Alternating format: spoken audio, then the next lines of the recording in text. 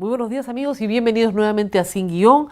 Antes de empezar el programa, agradecer a los muchísimos venezolanos que me han escrito desde Venezuela, desde el Perú y desde distintas partes del mundo, agradeciendo por el programa de ayer. Yo espero que los sigan acogiendo con los brazos abiertos ahí a donde vayan. Y hoy vamos a hablar de la estupidez. Y no es porque en realidad tenga ganas de hacer un programa sobre la estupidez, sino que hay cosas que son, perdónenme, tan idiotas que no merecerían esta explicación. Pero hay que hacerla porque lamentablemente terruquear, que es un verbo que le robo a la columna de Gabriela Wiener, está de moda pues. Todos somos terrucos y después hay que explicar por qué está de moda y qué significa esto. Vamos a los hechos de esta historia, de la historia de esta estupidez. La Asociación con Vida Popular para las Artes en los Estados Unidos es una asociación que ha estado recolectando arte popular, entre ellos, ¿no es cierto?, arte popular peruano. Decide esta asociación donar al Museo de Arte, ¿no es cierto?, de Lima, el MALI, una colección de piezas de arte popular peruano, que constituyen una serie de tablas de Sarwa. La serie se llama Pirac Causa, que relata justamente los años del terrorismo en una comunidad ayacuchana, Sarwa, cómo vivieron los habitantes de Sarwa esta realidad espantosa de estar entre el fuego cruzado de las fuerzas del orden y Sendero Luminoso. Hay relatos, por supuesto, conmovedores, muy puntillistas y detallados. Las tablas de Sarwa son una manifestación cultural muy antigua, popular, que detalla, ¿no es cierto? Su trabajo es muy detallado para explicar una situación que se está viviendo y normalmente contienen una leyenda larga que explica además lo que estás viendo en estos dibujos. Además hay una donación de retablos, 2 textiles, se recibe esto a través de una comisión que examina su valor y efectivamente el MALI acepta la donación. Donación que no viene a una exposición, donación que va al acervo del MALI, que es el Museo de Arte más grande que tiene el Perú en acervo cultural. Tienen 17.000 piezas en depósito, que van desde arte precolombino hasta arte contemporáneo. Tienen todo, y ustedes pueden visitarlo, ojalá todos los que hablan de este tema visiten el MALI. Muy bien, acepta la donación, este trámite comienza a hacerse en octubre, la donación llega al Perú, muy bien, entra a aduanas y en noviembre algún oficial o suboficial de la Guilcote que vio una hoz y un martillo y una bandera, pensó que esto era terrorismo. Pobres policías, no es su culpa, no tienen formación en humanidades, no les explican qué es el arte, no les explican qué es una manifestación cultural, tienen algunos gatillos, ¿no? O sea, hoz, martillo, bandera roja, apología del terrorismo.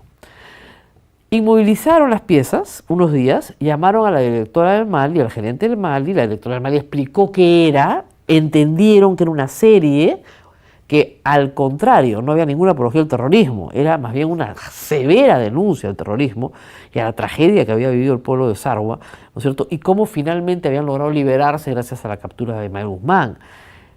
¿Quiénes eran los autores?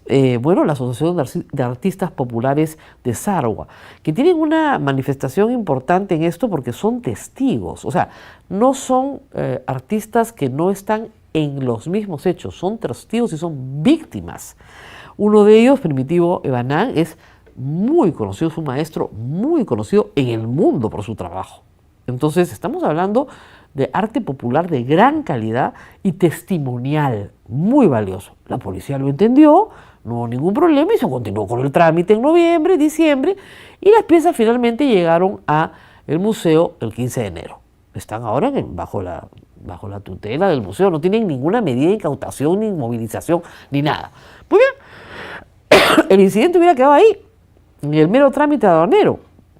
Sin embargo, el diario Correo esta semana sacó una portada diciendo que prácticamente el MALI hacía apología al terrorismo, ¿no? Que las piezas estaban inmovilizadas. No estaban, fueron inmovilizadas. Y no hay ninguna apología de terrorismo. Sacando 2 piezas fuera del contexto de la serie, sin la leyenda, para hacer creer que lo que ahí se mostraba justamente la apología del terrorismo, cuando es todo lo contrario. Están mostrando cómo los terroristas entran a una comunidad y hacen las barbaridades que hacen. Los textos son dramáticos. Hay uno en que termina: los campesinos inocentes creían que era el fin del mundo. y rogaban a los apus que los salvaran. Estamos hablando de una devastación, de muerte, de tortura, de opresión. Obviamente hay en las primeras intervenciones la aparición de los hinchis, que representaban a las fuerzas del orden en el aparato policial y que causaron barbaridades como todo el mundo lo sabe en Ayacucho, no es ninguna novedad. Y que fueron también personas que violaron los derechos humanos de inocentes campesinos de Sarwa. Como repito, entre dos fuegos, la que sufre es, y en los números están ahí, la población civil. Eso es lo que narran. El arte popular está hecho para narrar, ¿no es cierto?, de una manera plástica, muy objetiva, lo que está pasando. Y con mucho sentimiento. Por eso toca el alma del pueblo. Por eso nunca muere el arte popular. Por eso dura, ¿no es cierto?, generación tras generación. Y el retablo ayacuchano tiene la misma manifestación. ¿Qué dice el retablo? Lo que está pasando en el pueblo. Hay retablos para todos. Hay retablos para todas las realidades y hay retablos muy antiguos que narran escenas de la vida cotidiana muy diferentes. Lo que el artista ve es lo que quiere narrar y contar, ¿no es cierto? En una tradición que, como varios han apuntado, viene de Guamán Poma de Ayala, cronista de la colonia. Entonces, estamos hablando de una tradición pictórica muy antigua y las tablas de Sarwa Replito son muy valiosas y muy reconocidas en el mundo. En el mundo. Bueno, ¿qué pasó después de esto? Se ha puesto de moda, y me robo el verbo también de la columna de Gabriela Willer publicada hoy en La República, se ha puesto de moda pues terruquear. Terruquear. Tú eres terruco, tú eres terruco, tú eres terruco. Terruquear. Y no tenemos por qué aceptarlo. No tenemos por qué aceptarlo. Eso es apología de la idiotez. Voy a tener que decir apología de la idiotez porque la columna de Gabriela se llama apología de la imbecilidad y Juan Carlos Tafur ha hablado de la apología de la estupidez. ¿No? Es la apología de la idiotez completa. ¿Cuál apología? Y, claro, se aprovecha los sectores más, si quieren, conservadores y reaccionarios de decir estupideces. Es que nunca han ido a un museo. Si ustedes van al Museo Reina Sofía en Madrid, en este momento hay una exposición completa, como parte de su exposición permanente, ¿no es cierto?, de la propaganda fascista. Y están en democracia, no tendrían por qué ponerla. Pero muestra una etapa cultural, histórica, de España. Y es muy interesante de observar. Entonces, las manifestaciones culturales que son producto de un tiempo y en un contexto son muy útiles para entender ese tiempo y ese contexto. No nos pueden negar a los ciudadanos tener el derecho de ver lo que queramos ver y a los artistas de crear lo que quieran crear. El fascismo cultural es terrible porque nos obliga a tener una sola visión. Y no tenemos por qué tener una sola visión.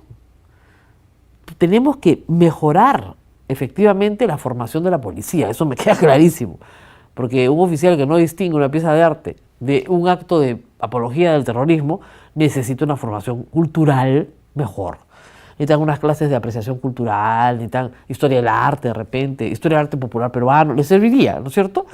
Pero nada de eso hay, ojalá lo hubiera. Pero lo que yo no entiendo es que el director de Correo, que es una persona culta, no pueda entender la diferencia. Correo es parte del Grupo del Comercio y es curioso porque hoy el Grupo del Comercio publica en su sección Luces toda una defensa, ¿no es cierto?, de justamente esta muestra, que no está, reitero, para mostrarse al público, sino que es una colección que ha sido donada por esta asociación en los Estados Unidos que considera que está mejor en el Perú que en los Estados Unidos y tiene razón porque los peruanos tenemos el derecho de ver arte popular peruano de gran calidad.